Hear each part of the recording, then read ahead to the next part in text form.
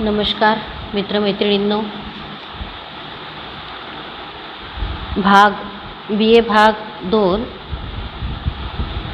सत्र 3 मृदगंध या पुस्तकातील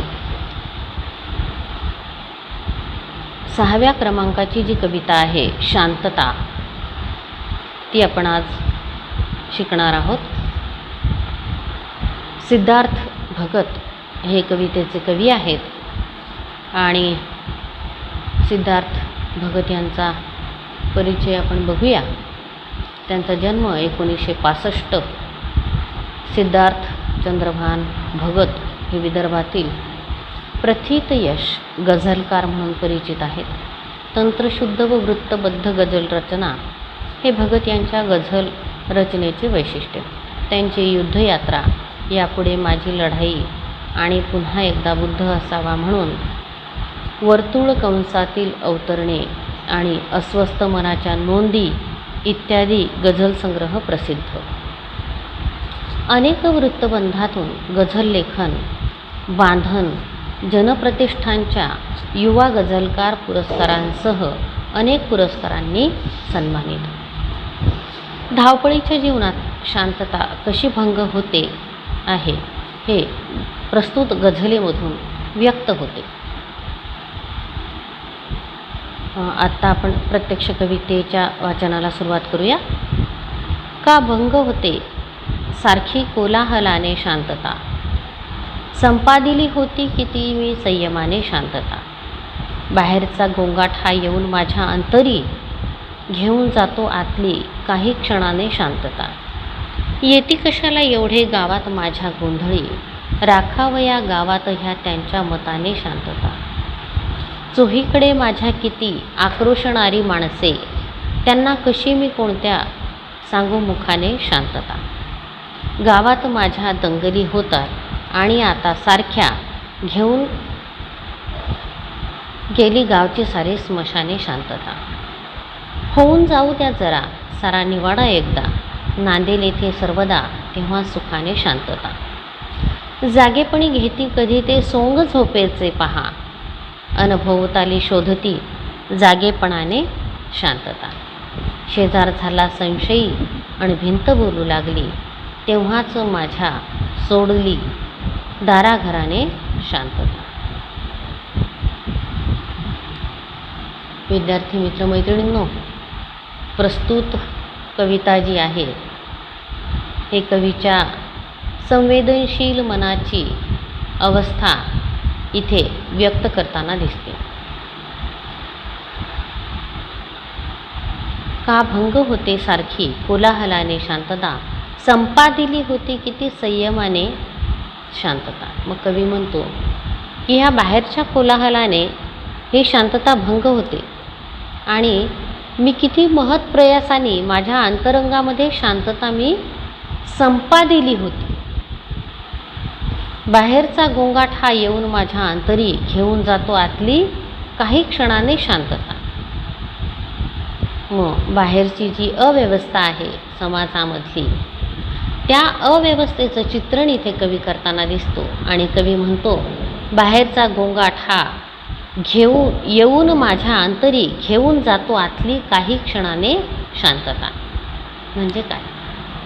हा जो बाहेरचा गोंगाट आहे, या गोंगाटाने माझी आतली जी शांतता आहे मनामधली, ती नाहीशी होते आहे. येती कशाला एवढे गावात माझ्या गोंधळी, राखावया गावात ह्या त्यांच्या मताने शांतता. आता गोंधळी हा जो एक लोकसाहित्यामध्ये जो लोकप्रकार आहे, ज्याला आपल्याकडे समाजामध्ये मान्यता आहे. गोंधळी गावामध्ये देवीची गाणी गातात आणि त्या गाण्यांच्या आधारे जनमानसामध्ये एक श्रद्धाभाव, भक्तिभाव जो रुजलेला आहे, त्या संदर्भात आपली गाणी प्रेझेंट करून ते गावामध्ये आपला जो वाटा आहे तो अन्नधान्याच्या रूपात मागतात. तर इथे कवीला ते गोंधळी म्हणणं अपेक्षित नाही. कवी म्हणतात, येती कशाला एवढे गावात माझ्या गोंधळी, राखावया गावात ह्या त्यांच्या मताने शांतता. आता हे गोंधळी वेगळे आहेत. हे काही असामाजिक तत्त्व आहेत, काही राजकारणी आहेत, जे गावामधली शांतता नाहीशी करत आहेत. म्हणून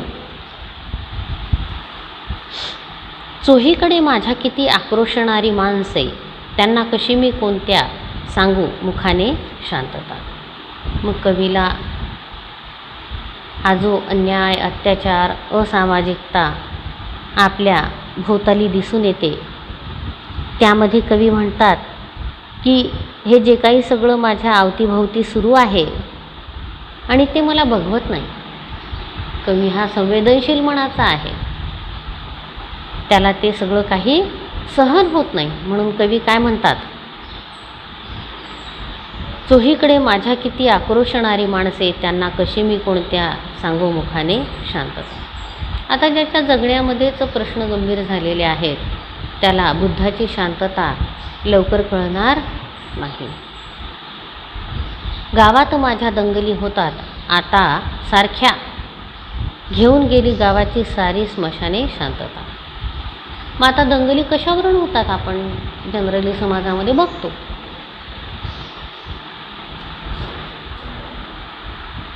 एक दंगल होते जाती धर्मावरून, हिंदू मुस्लिम.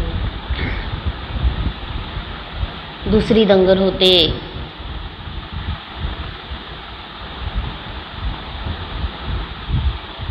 श्रीमंत आणि गरिबांमध्ये. आणि तिसरा जो प्रकार आहे सत्ता राजकारणातली, त्यामुळे पण आता दंगली व्हायला लागलेल्या आहेत.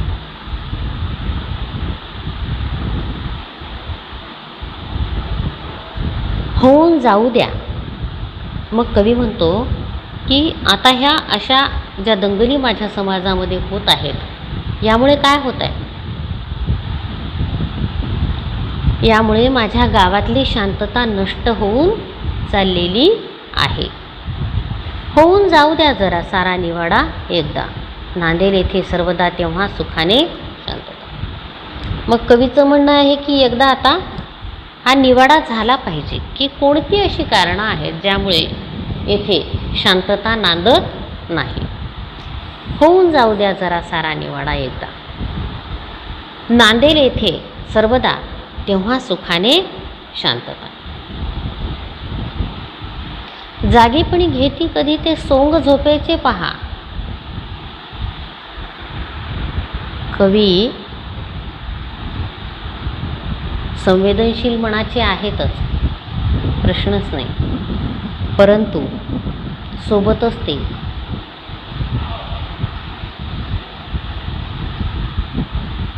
समाजाचं सूक्ष्म निरीक्षणही करणारे आहेत. आणि म्हणूनच कवी म्हणतात,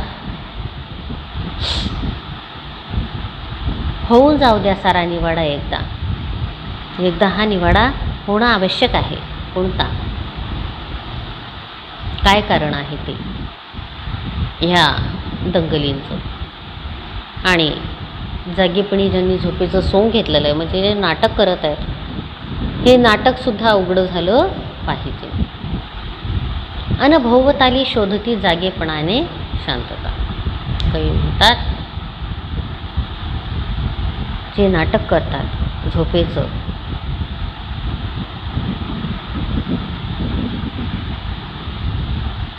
झोपेचं सोंग घेतात आणि समाजामध्ये भ्रम पसरवतात. शेजार झाला संशयी आणि भिंत बोलू लागली. म्हणजे माणसामधले संबंध जे आहेत ते आता विस्विषित झालेले आहेत. या नातेसंबंधांची वीण आता विस्विषित झाली, त्यामुळे ती वीण कधीही उकलून पडू शकते आणि हे नातेसंबंध संपुष्टात येऊ शकतात. अशी परिस्थिती या समाजामध्ये आलेली आहे. तेव्हाच माझ्या सोडली घरादाराने शांतता. मग खरी शांतता ही कशी नांदेल, शांतता नांदण्यासाठी दुसरा काय पर्याय असू शकतो? माणूस माणसाला शांतता प्रदान करू शकतो, यंत्र नाही. आणि म्हणून माणसामाणसांमधले संबंध मधुर असणे आवश्यक आहे. न्यायतत्वावर आधारित जर संबंध असतील तर कुठल्याही प्रकारच्या भांडणांचा,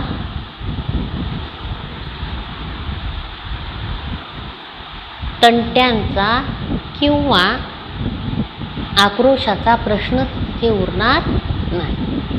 म्हणून कवीचं म्हणणं आहे की ही जेवढी काही अव्यवस्था, असामाजिकता आता शिरजोर होऊ पाहते आहे समाजामध्ये, ह्या असामाजिक तत्वांची शिरजोरी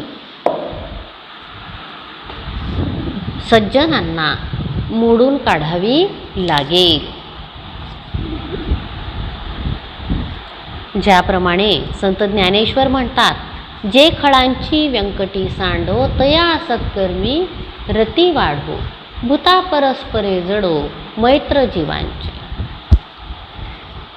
म्हणजे काय तर हे वैगुण्य निघून जाओ, हा असमतोल, असामाजिकता ज्यामुळे माणसामाणसामध्ये मोठमोठ्या भिंती तयार झालेल्या आहेत त्या निघून जाओ. नी वसुधैव कुटुंबकम ही जी संकल्पना आहे ही फक्त पुस्तकात न राहता प्रत्यक्ष जगण्यात येऊ, तरच शांतता नांदेल. अन्यथा शांतता हा एक फक्त शब्द बनून राहील. अशा प्रकारे प्रस्तुत कवितेमध्ये कवी सिद्धार्थ भगत यांनी आपल्या विचार भावनांना वाट मोकळी करून दिलेली आहे.